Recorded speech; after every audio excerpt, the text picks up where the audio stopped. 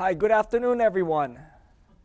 This is Mark Cabrera here from Samson Properties, offering you another course, another seminar that we're holding today. And the seminar is about how to grow your business, what it takes. So what it takes to grow your business. This is our subject today. And I will give you the 10 steps that I've learned over the years that I've been doing this.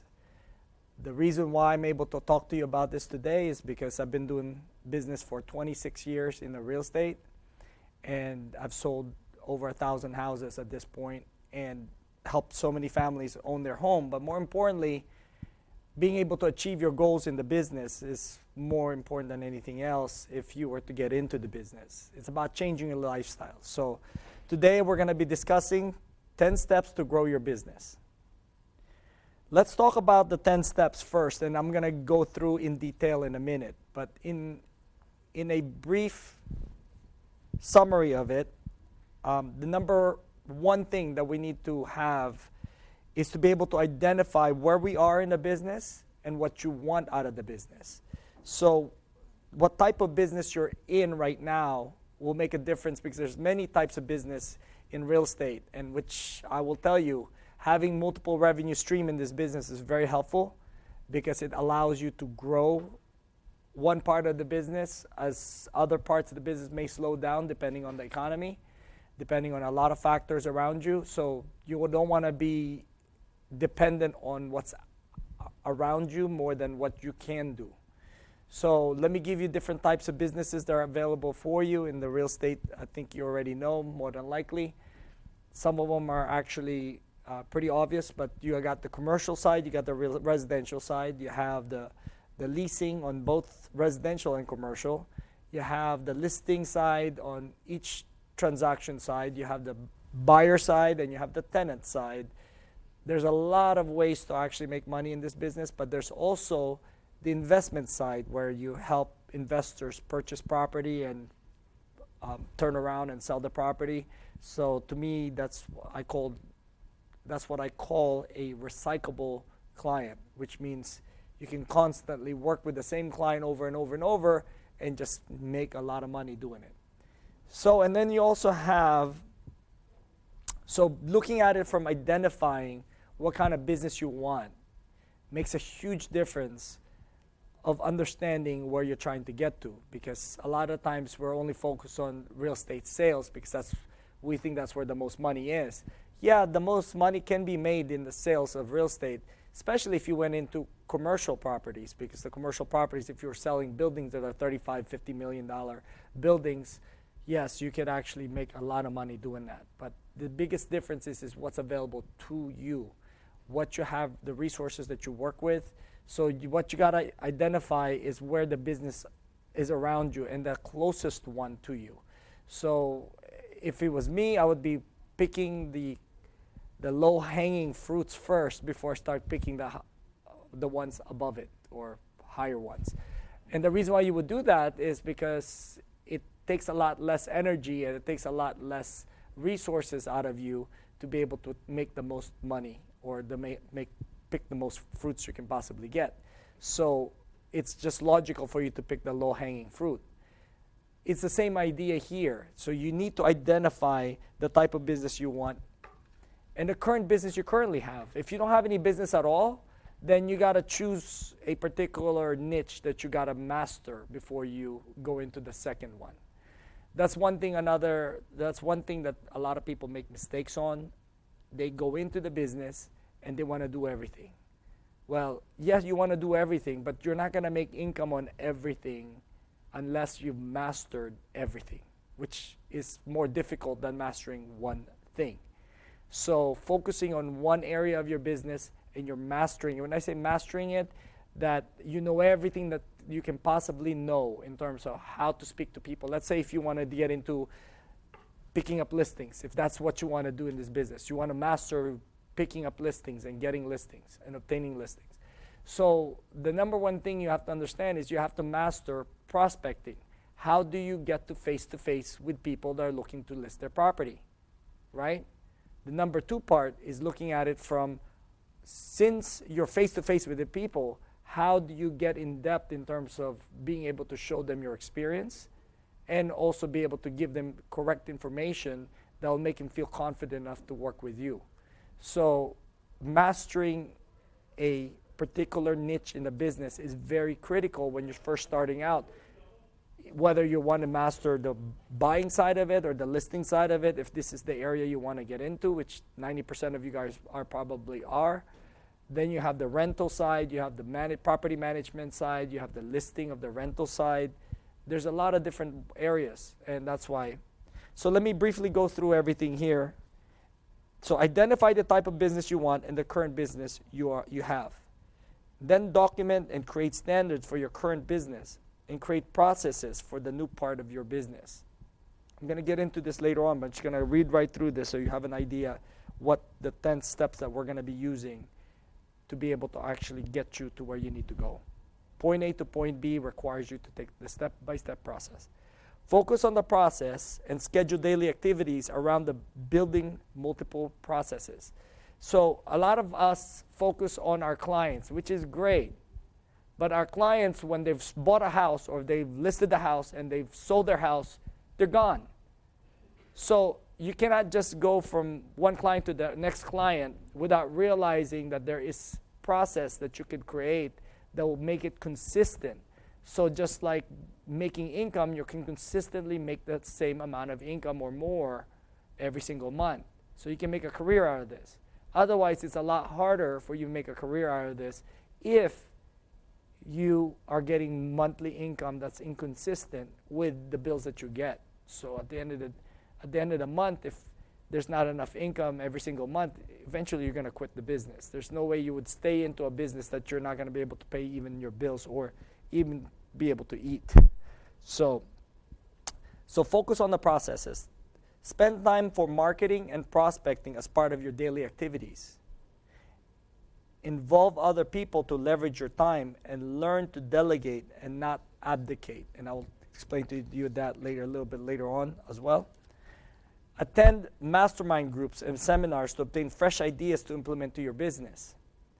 Apply the trainer concept once you have a team so that you're not going to be the only resource for people and there's not going to be too many bottlenecks. And I've seen this many times in many different businesses outside of even real estate. And what I see is once you start hitting bottlenecks where the only person who knows how to do anything is you, the business slows down to that level and it's not going to go any further because you only have 24 hours to be able to serve everybody. So at some point you're going to run out of time, and then that's the maximum you could do. Have a consistent weekly meeting with your team and vendors to keep them motivated and focused. Measure your success and adjust your failures. Work on self-improvement. So these are basically the steps that we're going to look at and we're going to move forward with. And let's go ahead and get to the first one, which I started already with you like 5 minutes ago. Identify the type of business you want and the current business you have. So it's quite simple. Look at it from where you are right now.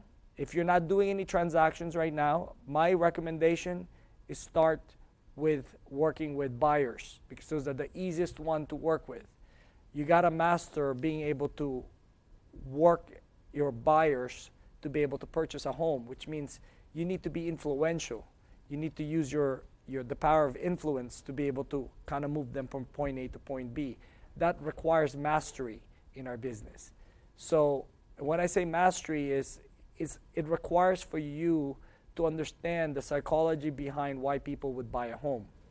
And a lot of the times we run into issues where we don't realize the people that we are working with, they want certain things and our expectations of what they want is not necessarily would be congruent. So being able to understand what your client wants and what's realistic out there in the field makes a big difference whether or not you're going to be able to sell them anything. So for example, if I have a client right now, I do have a client right now that's looking at $600,000 single house in Montgomery County, but she wants houses, she ends up picking houses that are like $750,000 to begin with. Well, $600,000 house today is different than a $750,000 house. So I have to constantly sit down with her and remind her that this is the price range that we are looking at in order for her to move forward. But as time goes by and things are not actually selling, or they're still not able to buy a home, she's the one convincing me now that she wants these properties at $600,000. So at the end of the day, you don't need to do anything. Let the market adjust the mindset of your client. But you have to be able to constantly remind them, hey, listen, you're off the mark. You're off the mark. Let's take a look at it together. That's another thing that I would recommend. Any opportunity you have to meet with a client, meet with them and actually show them, get them involved in the search process. We make the mistake, clients always tell us, oh, just send me the properties and I'll look at it and I'll see if I like anything. Great. It's like shooting darts in the dark. Hopefully those darts actually hit the wall and hit the target. It doesn't work very well that way. It's better to get them involved in the search process so they know what's realistic and what they can make happen and which ones they can't. So this is the direction that you want to take with your client when it comes to. So identify the type of business you want. That's the easiest one. Now you have the listing side. Some people say, oh, I just want to focus on the listing, getting into the business. Focus on the listing, great. Listing requires a lot more steps that you need to be able to create a listing package or presentation for yourself and to make it present as you are going to be competing with other agents. You want to be able to sit down with your client, talk to them about their home, right? But more importantly, be able to connect with them that they're being understood by you, that you're understanding what they're trying to accomplish in the process of selling their home. If you are coming in there in a commoditized scenario where you're trying to just get the listing at the lowest listing price, you might not get the most out of that listing, because if it's focused only on numbers, it's hard for you to convince the seller to go a certain direction when the seller is dictating exactly what direction they want to go in terms of what's realistic. So I've had clients or even people that I'm mentoring come up to me and say, how come my clients are not willing to drop the price? Well, because they're dictating everything to you and they became the expert rather than you. So your expertise make a huge difference in terms of how you're presenting yourself. You have to present yourself as the expert. It's much more difficult if the client thinks that they're the expert and they're just using you as one of the agents, just put it on the MLS. There's no money in that. The real money comes in is that you're the consultant and the client respects you as a consultant. So when people ask me like, oh, well, Mark, the client wants it at this time, I usually tell them, well, wants to see me at a certain time, I tell them, well, let me check my schedule and I will see what I can do to actually fit them in my schedule. But that's the attitude I come in with, not like I'm always available, because I'm not always available, but I can make special arrangements to actually make myself available for clients. But at the same time, I want my clients to know that I do have a schedule that I run. I do have a business that I run, and they're part of the process. See, that's the attitude you got to come in with. You can't come in with the attitude, okay, well, let me get the clients actually comes first rather than your processes within your business. If you want your business to grow, you need the process to grow with the business. And you need the process to run the business. When I say the process, I'm talking about being able to consistently prospect for 2 hours every day, being able to do marketing, whatever amount of time you need to do on the marketing side, being able to do some community work so then you can actually expand your reach with the people that you will meet out there. You don't replace those with a client appointment. You have to have time for the client to be able to fit into your time. So it's not the other way around, because a lot of times I meet some agents and they're saying, oh, well, but clients come first. No problem, clients come first. But you got to understand, if your attitude is the client comes first and the client doesn't put you first, then you're not going anywhere with that client. You're just running around And the minute that that client finds another agent, they'll work with another agent because they don't have enough respect for you.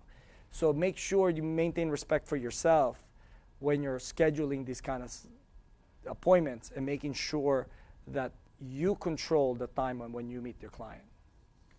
So the next item that we're going to talk about is document and create standards for your current business. If you haven't done so, I would put together a business plan. And I covered that in one of my seminars, how to put together a business plan.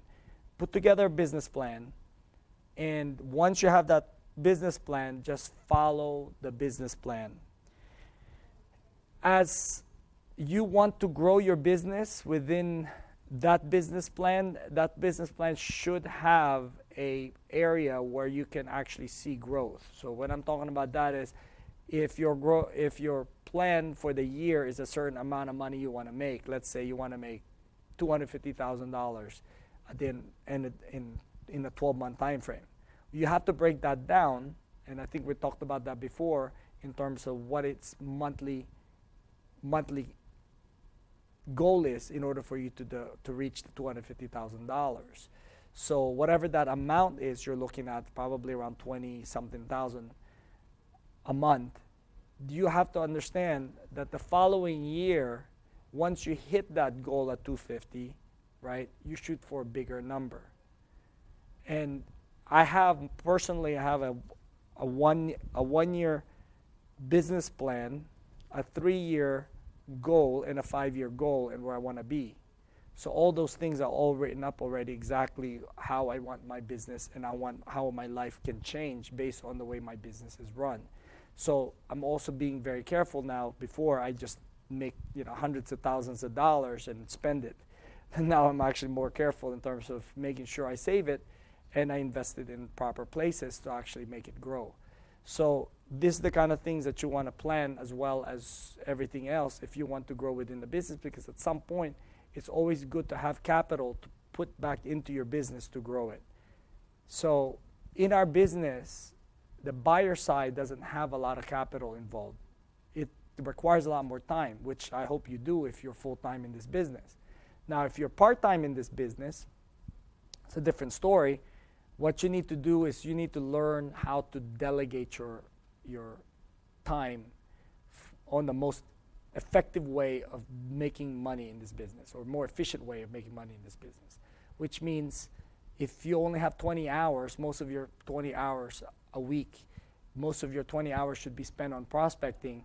And as you bring in business, you have a resource to be able to actually refer out those business to make money for yourself. So this is really the best way to do this.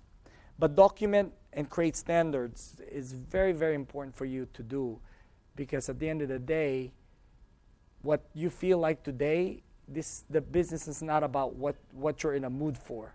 So if you're feeling good today and you're actually like, oh, I'm gung-ho, I'm pumped up, it's great. And you have days that you're not pumped up and feeling great about it, then you may want to look back and say, you know what, let me see what made me so excited. And that's where the mission statement in your business plan makes a big difference. That has to be compelling. That's the why behind your business. It's the purpose why you're doing certain things. It has to be within your business plan, so then you can keep yourself excited. That's on another seminar that I already had, kind of piggybacking to this.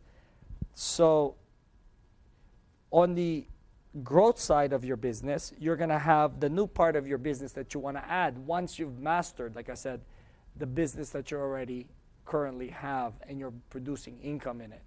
When I say producing income, it's consistent enough that you can rely on the income that you're producing. So once you're selling at least one house per month, right, then now you're actually on average, then now you know that you've mastered that part of the business, which is the buying side. You can increase that. You can grow your business that way and increase it to 2 if you want it per month. Or you could actually start learning how to work on listing properties and figuring out how to actually get listings. And to get those listings, really, is being able to be face-to-face with the people who are looking to sell their home. And in order for you to be able to do that, is they need to be able to know you enough that they would call you and say, hey, Mark, I'm looking to list the property. Great, I'll come over. meet up with you, sit down with you. And that's the kind of interaction you'll have. But in order for you to get there, you need to be able to be in front of them in some ways or another. And that's where the marketing comes in. Some people farm neighborhoods. That's one way. Some people go into the Facebook and do social media and show everybody that you're the listing guru, and people will call you on those areas as well for the marketing side of it. And that's another subject that we can talk about. But essentially, write down and document exactly what kind of business you want to get yourself into, and then write down what steps you're going to be taking. And some of them will do well, some of them may not. But it's okay. But at least you have it written down, because later on, whatever failed, you don't want to go back and do it again and have it fail again, right? So at least you have it in writing, documented, and everything. So the next thing is focusing on the process and schedule daily activities around building multiple processes. This area of the business requires for you, if you're getting into, let's say, becoming a buyer's agent, right? It requires for you to know, first of all, how you're going to engage with a buyer, what kind of conversation you're going to have with a prospect.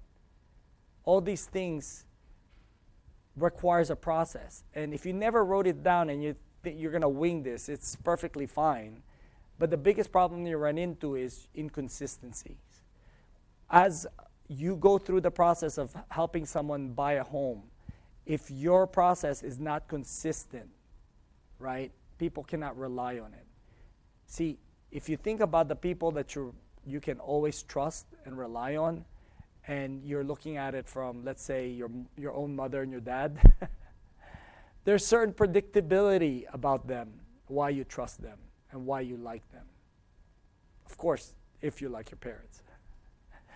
But at the same time, though, the more important part of this is understanding that people like people that are predictable. If you don't know how a person is going to behave, it's definitely exciting.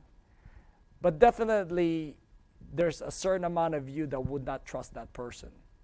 Because predictability is part of what you sell to your clients. Because if they know that you can help them find a home and get there and get to the destination they're trying to get to, which is owning a home, and they know that because you made it happen for their family member, and you created a certain predictability that it's going to happen each time somebody actually works with you, then there's no reason why that person will doubt you. And that's in human nature on that part. So focus on the processes, because those processes has to create the predictability necessary for people to trust your process. So looking at it also from everything else that you do, prospecting sometimes is the most uncomfortable thing that we get to do in our business, but we don't do enough of it, and then we wonder why our business is slow. We can't sell any houses. We can't sell any houses because we can't get people in front of us to begin with. If we get people in front of us and we know the fact that we're actually going to be able to help them, right? It's just a matter of time that those people are going to be buying a house with you. But if you cannot get people in front of you that are looking to buy a house or sell a house, right? You're not going anywhere. And then another thing is, if they're in front of you and you don't feel confident because you have not actually created the processes to list a property or to sell a home and things like that, it will show with the way you speak to them, the way you communicate with them, the way you express things to them. Confidence is something that is achieved based on preparedness. And that's where the processes come in. And your processes should be as important as your appointment with your clients and your buyers and your sellers, because those are the ones that keep bringing the sellers and the buyers back to your face or in front of your face. And if without that, you really don't have anything. So the next thing is spend time for marketing and prospecting as part of your daily activities. I don't know how much more to stress this, but each seminar that I have pretty much focuses on one of the topics is about this, because we don't do enough prospecting. And if you do, then you'll have so much business you don't even know what to do with. As a matter of fact, this year, I was getting so much business that at some point I had to actually kind of slow it down because I wanted number one, some of my mentees, I started giving them my clients because I was like, I want to actually kind of back off a little bit this year, which I did. That was my objective, which I'm accomplishing it very well. But more importantly, is I had a resource, a process that I already have in place to make sure that the clients I don't want to be handling, that there is a place for them to go to and I still make the income, right? So that's the idea. So, but spending time on prospecting on a daily basis is really what brings in the clients. So if you're looking at the top producing agents out there, I guarantee you they do a lot of prospecting, because if they're not, the business doesn't just flock to them by chance. The prospecting I'm talking about is maybe they're even having just coffee with a past client or a friend or a relative or whoever. That's all prospecting. Maybe they're making a lot of phone calls. That's prospecting. They're picking up the phone calls that's being referred to them. That's one thing. But being able to talk to a client and say, hey, listen, you can work with me with your purchase of your home or your family members, and they were sending business back to you, that's prospecting, right? Sending out mailers out there saying that you're an expert in the field, this is what's sold in the neighborhood, that's prospecting. So there's many different ways to do prospecting, right? You got the passive and then you have the active. I tend to work with the active because it costs minimal to none to work with an active prospecting process. So definitely as part of your daily activities, prospecting has to be there, and accountability on your prospecting is as important. So the next one we're going to talk about is involve other people to leverage your time, and learn to delegate and not abdicate, right? So as you're getting busy, this is basically what I'm doing. I'm delegating my work to others. Why? Because I want to maximize my time on the things that I know I can bring more income in. And bringing more income to me is exactly why we're all in this business, right? So once I start getting busier, I start giving my clients away, which most people don't like to do, but I'm not greedy. And you shouldn't be either. Once you start getting busy and you're not producing the quality of business that you normally would produce to your clients, you're going to lose that leg of referrals that you're going to get in the future. So it's much better that if you have a good process set up, that you can refer the business out and still control how the business is like. Because sometimes when you refer out a client, next thing you know, that client never works with you again, right? Well, you have to have a way for the people that you refer business to, that they can make sure that the clients stay back in within the circle, because you have to have some type of an agreement like that, because otherwise why would you be referring clients where you could be doing yourself and not lose the referrals in the future. So this is the kind of stuff that I've set up in terms of my process. But I do involve other people. I have people that are actually helping me with administrative. I have people that are actually helping me with the mortgage, making sure the mortgage is done correctly, because remember, we rely on our vendors to make sure we get to settlement, and the lenders are very critical in our processes to make sure that we get to settlement. So I make sure all that process is on the lending side. I have a certain amount of control and I can see what's going on, and that makes it critical for me to be able to actually get to settlement each time and make the income that I want to make. So the next one is, the next step that you're going to need to look at is to attend mastermind groups. Looking at it from this, attending the mastermind groups makes a big difference in terms of how you can grow in the business. So, give me 1 second here. Yeah, so attending a mastermind group and implementing the ideas that you get from seminars such as this. See, if I were you, if you want your business to grow, make sure that you're doing these things.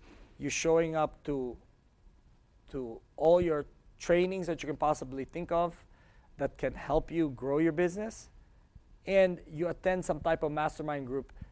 And when I say mastermind group, is a group of agents that are doing better than you. So you hang out with the people that are actually on the next level, you become the next level. You get to the next level. If you're hanging out with people that are not producing anything, then more than likely you're producing nothing as well. So you need to figure out who's producing transactions and start hanging out with them a little bit more so you can figure out exactly what works and what doesn't work. That's what I've done over the past 26 years that I've been in the business, is I go to seminars and I hang out with the people that are actually producing more than I do. And based on that, I can get ideas that kind of I can implement within my business to help me grow my business. So that's another thing that a lot of people miss. Showing up to these trainings, like I tell you what, there's agents out there, they're asking, oh, I already know this. Why do I have to attend this particular meeting or training, right? Some people ask me this, and I said, you don't need to. Of course not. But don't expect to grow either. That's my point. I mean, the biggest problem people have is they think they already know, but the reality is they don't know because they haven't really implemented it. If they already know, they should be making $250,000 a year, but they're constantly searching for the next big thing that will help them grow their business to the next level. Your business will only grow when you grow, okay?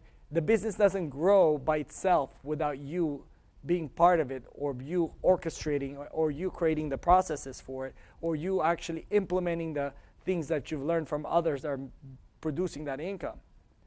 If you want to make the income, then you need to go out and learn how to bring in the income. And the way you're going to do that is to show up to Mastermind meetings on a consistent, regular basis, because it only takes one idea sometimes that actually everything all of a sudden clicks and it makes sense, and all of a sudden you're selling a lot of houses. Apply the train the trainer concept. This is something that I've learned over the years, that once you start building up your team and you already yourself have a team, okay, try to apply the train the trainer idea. You train a person that can train the next person. Because if you're the only one doing the training, right, there's only one dimension that people can learn from. But if you teach other people how to do what you do and you've already mastered it, that's the reason why you can teach it, okay? Then those others will have a different angle to look at, to train people on, and they can learn and grow a lot faster. So if you don't have a team yet, this doesn't apply as much. But when you do have a team, make sure everybody in your team knows how to do what everybody else is doing, okay? Don't be afraid to share information, because some people tell me like, oh my gosh, if I train this person, then this person will leave because they already know everything I know. No. It's the type of person that you hire. Because it's interesting, when I met there was a seminar that I went to, the number one agent at RE/MAX was making $7 million a year, and I actually sat down with him at 4 a.m. in Las Vegas having drinks. And I asked him, what's the secret to the business? And he tells me, he's like, well, never hire you. So it doesn't matter if that person actually knows everything. If that person is the wrong person that you hired to begin with, they're going to leave you no matter what. Whether they learn everything or they learn nothing, they'll leave you anyway. But if you hire the right person to begin with, and they say never hire you, he said never hire you. What he meant by that is some people out there are okay to be number two. And you don't need to be number two. You know, you be number one and somebody can be number two, you know? So it works just as fine. So apply the train the trainer concept, helps you grow your business. So have a consistent weekly meeting with your team and vendors to keep them motivated and focused. That's one other thing that I can tell you. If you're new in this business and you're dealing with a lender, meet with your lender on a weekly basis, because you know what? Your lender can give you business. Sometimes we think like, oh my gosh, we're only going to give lenders business. Well, that lender can also give you business. They're as capable of giving you business as any other person that you know out there. As a matter of fact, some people that they're refinancing might decide to sell their property instead of actually refinancing, and they're going to need a listing agent, right? If you're close to your lender, to your broker, the person that's doing the loans, they more than likely will refer you the business. I probably have at least 30 or 40 transactions closed through the lenders I worked with over the years.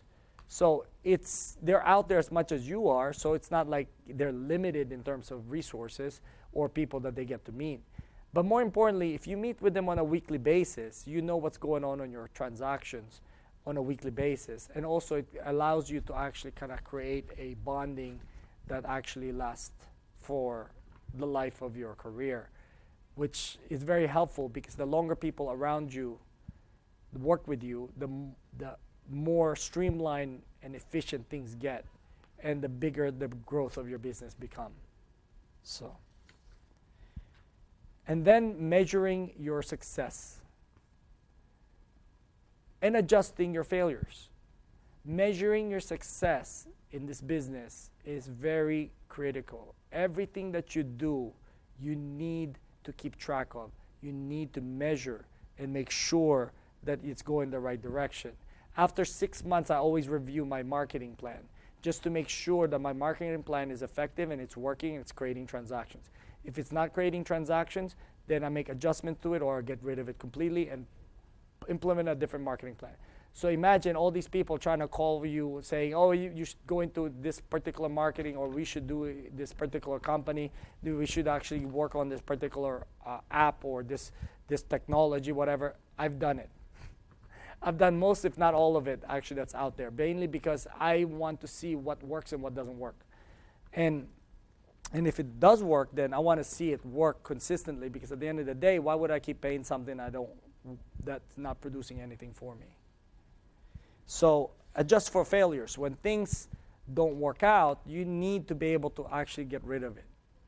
But you want to make sure you had given it enough time to see if that particular thing that you've gotten yourself into, let's say mailings or something, is working or not. When you measure a particular time and you see there's no results out of it, more than likely that's not where the cheese is. That's not the most effective way of marketing at that point. Then you actually move on to the next marketing plan. And then finally, work on self-improvement. Going back into it, you've heard me many, many times. Personal development is the key to your success. I don't care what anybody says or they think it's BS. This is really what makes and drives your business to grow. You yourself developing in terms of how you can become more skillful, how you can be more influential, how you can reciprocate or teach people how to reciprocate business back to you. See, giving something of value is not something we do enough of. If we give value to everybody around us, I can guarantee you your business is triple times much, much bigger than what it is today if over time all you've been doing is giving value, because all those people will give value back to you. And then making sure that you apply what you learn. See, you learn what you learn, but if you don't apply it, it doesn't really get you anywhere. So you need to actually apply what you learn as you go through the process. Okay. There's a quote that I found that I thought would apply very well to this. If you're not willing to learn, no one can help you. If you're determined to learn, no one can stop you. That's Zig Ziglar. That's a person that I really admire, because if you study him and you listen to his lectures, you'll understand how much influence he has over motivational speaking, because what he has done over the years makes sense on a lot of ways, in the kind of way we can actually grow our businesses. So, and I wish you luck with your business, and thank you for being here. It's a person that I really admire, because if you study him and